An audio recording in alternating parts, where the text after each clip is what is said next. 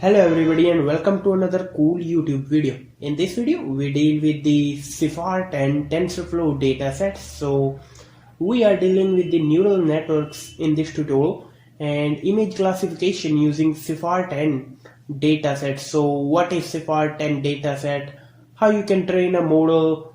Everything about this tutorial. So let's get started. So what is actually a CIFAR10 dataset? So the CIFAR10 dataset consists of some 60,000 images, 32 by 32 pixel images, the color images, RGB pattern images, and we have 10 classes here. So 60,000 images and 10 classes, 10 types of images here, 10 types of categories of images, which include the aeroplane images and deer images and all. So total 60,000 images, in which we have 50,000 images training images and the 10,000 images are the testing images: aeroplane, deer, truck, football, car, etc. So let's start. So first we're gonna deal is the importing all of the libraries which are being using. So import TensorFlow STF. From TensorFlow import Keras because we want to train the model, and import NumPy and NumPy, Matplotlib, TensorFlow. All of these things are must. So the data set should be divided into the 5 training batches and 1 test batch, each with the 10,000 image. So the first task is to import the data set. So we use Keras backend here. Take Keras. So we say keras.datasets.cifar10.load data, and we know we should use it up as we do in the previous tutorial. The same thing here. So we have training images and some training labels here, and some testing images and testing labels here, and this is what is known as the verify. We are just verifying the data. So this is our training data set. So this is our CIFAR10 data set, and now we'll exploring this data. So this is how we can import the data. Next we see that how we can explore the data. So we say train images and index position 10. Okay, just the syntax problem, just correcting this. Okay, now it's fine. Now we say training images index position 10. So this should return me a, okay, we'll see, save this. Okay, first it will give me this instructions error which are not that important. So what is this actually training images? So as you can see, we got a 3-dimensional array RGB pattern here, and this is the reading. That's how we can read an image. So this is the RGB pattern here. ABC we know that are red, green, blue pattern here. So this is training images index position 10. And what is the shape of this? So we use training images dot shape here. Okay, 50,000 images, training images are 50,000, and 32 is red pixels are 32, and green pixels are 32, and blue are 3 pixels. But what is this image actually is? Is it a car? Is it a truck? Is it an aeroplane? Is it something else? That's how we can do in the pre-processing the data. So testing images dot shape. So we have 10,000 testing images, and what is actually this training labels and testing labels? So if we use print train labels here, okay, we got a 2-dimensional array, and this contains the ID of 0 to 9. As again in the, as we talk about that in the previous tutorial also, that the same thing here. So training labels index position 100. Let's say we check that. So we got 9. So it contains the value between 0 to 9. I will repeat this. It will contain the value between 0 to 9, and what this actually the values are. So we have training label, and so training label and the testing label have the array between 0 to 9, and index position. So 0 has the ID of aeroplane, similarly 1 has the truck, and 2. So we'll see this. Next step is to pre-processing the data. So we use pt.imshow xtrain index position 2. So this is the pre-processing the data. Okay, xtrain is not defined. Okay, because we have training images here. So we say training images. Okay. Okay, we got the image and maybe it's a image of a truck. Okay. So this is our verification of data.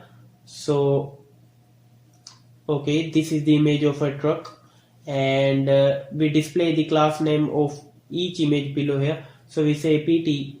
First we remove some ticks and axis, so we say pt.xticks like that, and we should remove the grid, so grid of pt.grid off.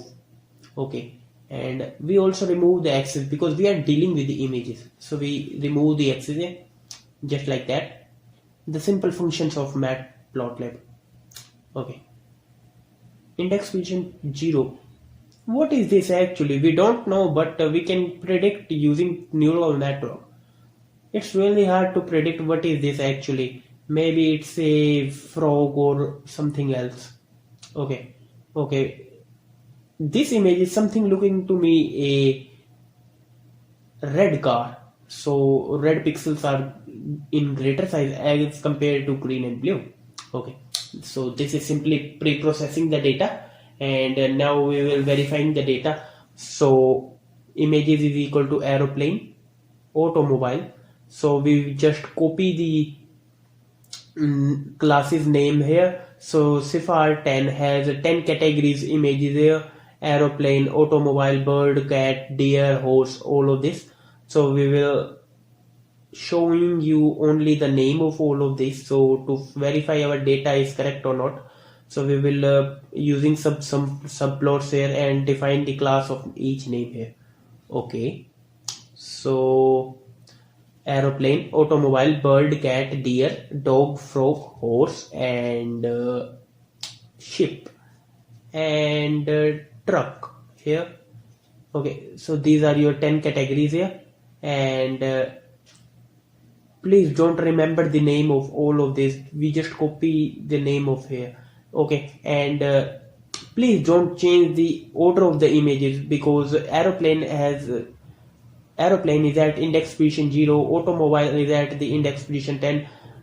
So you must don't change the order if you want to do some experiments with that code. So please don't change the order of this images list here, because this is actually just we followed just to predict some text. So we use pt.subplot 10, 10, I plus 1, and by this way we can create the 100 subplots here, and we use pt.imshow xtrain index position I. Okay, and now we're using again pt.xticks of as the same thing which we had done before that example. Okay, and this is under the category of pre-processing the data. So X is off, and the grid should also be off. Okay, and finally we put a text at the 0, 0, and the images index position I, not index position I. So we have the images of all of the name, and the training labels also. So training label index position I, and we say that putting that into a list and accessing the images index position I. Okay, if you have watched the previous tutorial, you should know what is the meaning of this, and if you don't know, if you not have watched the previous tutorial, I will explain you. Okay, so this training label index, let's say this training label index, we know that training label index position I has the value between 0 to 3, 0 to 9, and if we say that if it has a value 3, so according to the images index position 3 should be the cat. So it will just put the name of the cat, so it will put the name of cat in the image. So we say pt.imshow training images here.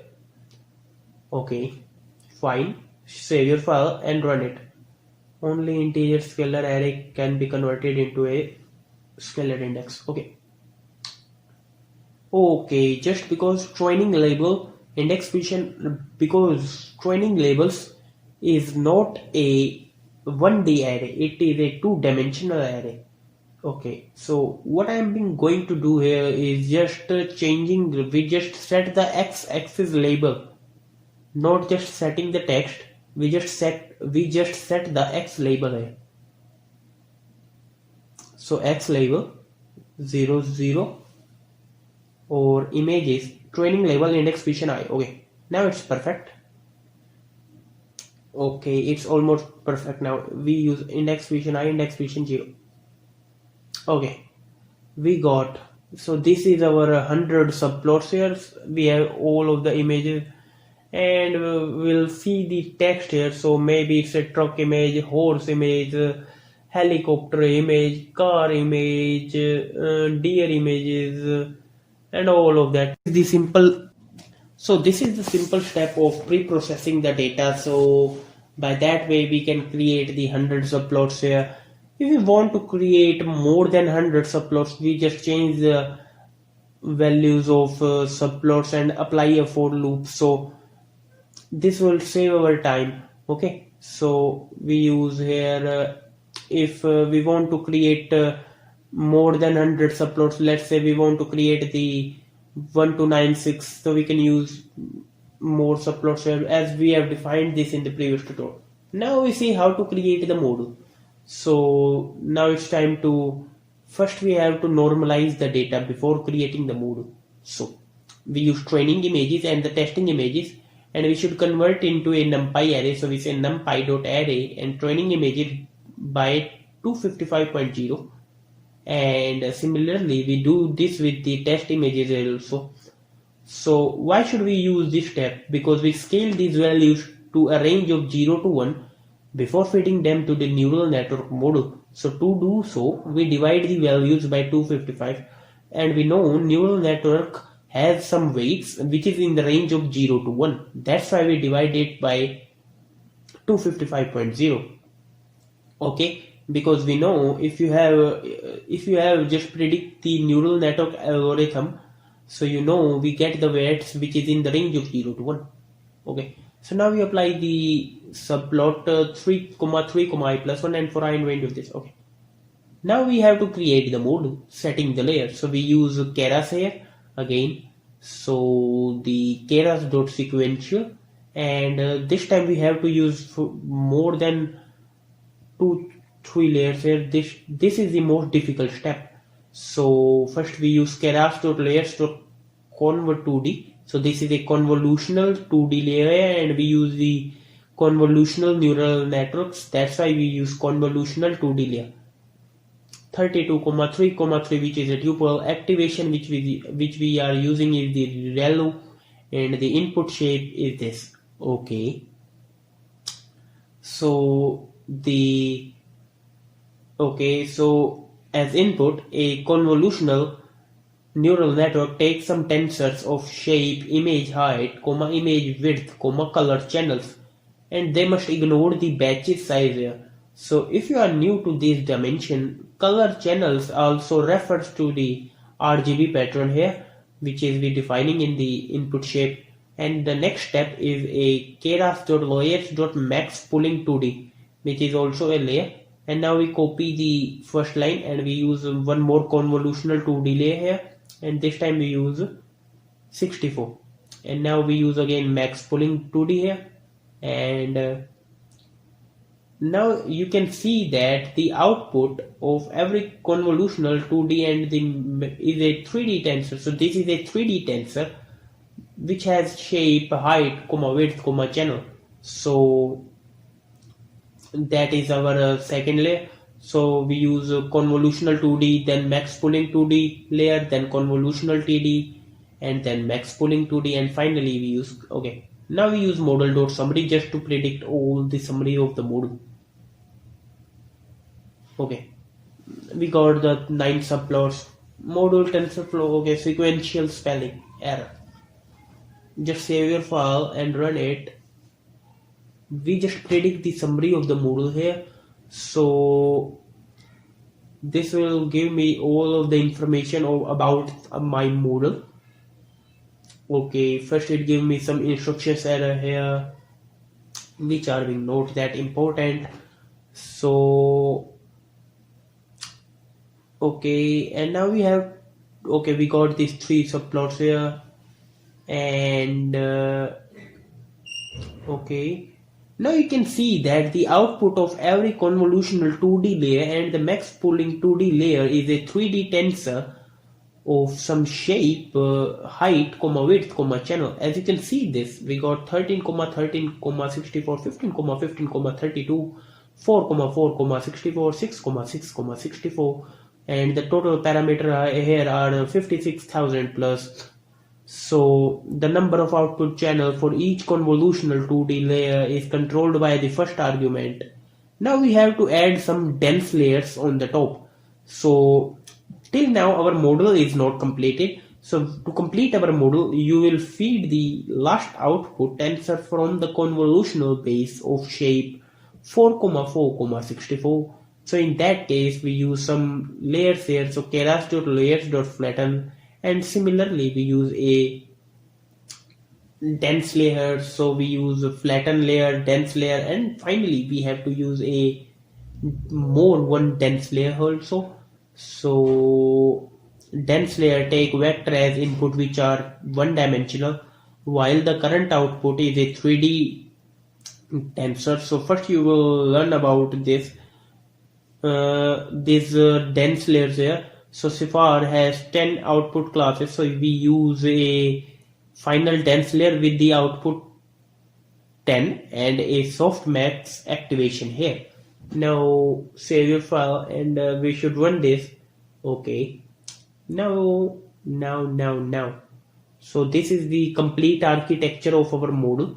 So first we have some convolutional 2D layer, then max pooling 2D, then we have these layers, and finally, as you can see this, we have a flatten layer, dense layer, and one more dense layer. Okay, and now the trainable parameter are 122,570, 123k parameters here. So as you can see, we got 4, 4, 64 outputs were flattened to the vector of the shape 1024. Now we have to fit the model. This is our next step. So we have to train the model. So we use model.fit, and before training the model, we have to compile the model. Okay, so we have to compile the model. So for compiling the model, we use the optimizer, which is Adam, and the loss here, which is keras.losses.sparse categorical cross entropy.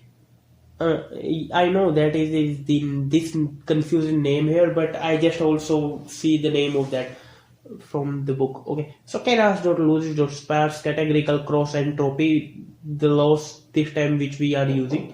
So before training model, we have to compile it using loss optimizer and matrices, and so we use, and we know that this loss measures how much the accurate our model is during training, and the optimizer tells me that the model is updated based on the data and its C's and its loss function, and the matrices we use the accuracy. Okay, and now we save our file and run it. So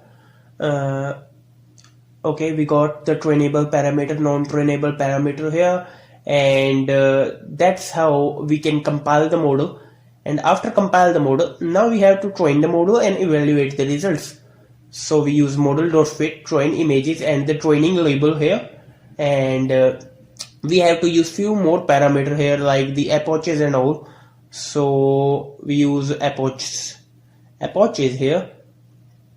Okay, so epochs is equal to 10 steps per batch. So as the model train, we get the loss and the accuracy matrices are the display, which we have also seen in the last tutorial. So when we're running our file, first it gives me the summary here, and now it gives me the epochs here. So this gives me the loss and the accuracy here. So we can see that what is the, so when we run this, we can see our epochs are, so these are 10 epochs, and per batch has 1563 size. So this will take a lot of time to pre-processing the data. So we just skip the process of the this processing here. because it will take actually 5 to 6 minutes here, so we just skip the process. Okay, so this gives me some losses here, some accuracy here, and our model is almost 50 to 60% accurate. Now you can see we got approaches 3, so it will start from 1, 2, 3, 4, 5, 6, 7, 8, 9, 10, and each batch has 1563 model training here. So this will take a lot of time, but this will tell you that how much accurate your model is. So this will gives me some accuracy, some losses here. Okay, in the second approach our model is 42% accurate, and in the final approaches we got 27-28%. So as we can increasing the approaches, our model should decrease the accuracy. More calculations and more results will decrease the accuracy here. So this is the part of the convolutional neural network, and TensorFlow made these things easy for users. That's why people love really TensorFlow very much. Okay, so this is just the skipping process here, and the final step is to evaluate the model. So we use testing loss, testing accuracy, should be model.evaluate, and testing images, testing loss, and finally we use verbose is equal to 2, and now we use a testing loss plus string of testing loss, which gives me, okay, so finally this will give me the testing loss and the testing accuracy. So this is our final step, which is used for evaluating the model, predicting the results. So we got testing loss, which is 1.33, and the testing accuracy is the 52%. So our model is 52% accurate. So not bad, 52% accuracy just for checking the approaches too. So we just use approaches too when we just evaluate the model.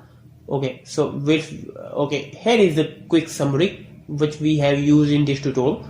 So the quick summary is, first we have just import the dataset. So we use Keras for importing the dataset, CIFAR10 dataset. Next step is to pre-processing the data. So we just apply a subplots here. And what about if we use this training images is equal to numpy.array of training images. So we use this just to normalize the data, but this will store the memory, so it gives you memory problem here. So you must use or not, it really depends upon you. Okay, so we got some memory problems here. Okay, and now for pre-processing the data, we just apply some subplots here, some apply loops here, and then we just train the model, then we just create the model using keras.sequential. So we create a sequential layer, we just apply some convolutional 2D max pooling 2D layer here, and then we just see the summary of the model. Then we just compile, we just train the model, predicting the result, compile the model first, then just fitting the model, evaluating the model, get some testing loss and testing accuracy. So this is all about the CIFAR10 datasets in TensorFlow. If you like this video, like, share, and subscribe my channel for Python, JavaScript, and machine learning videos. Thank you for watching.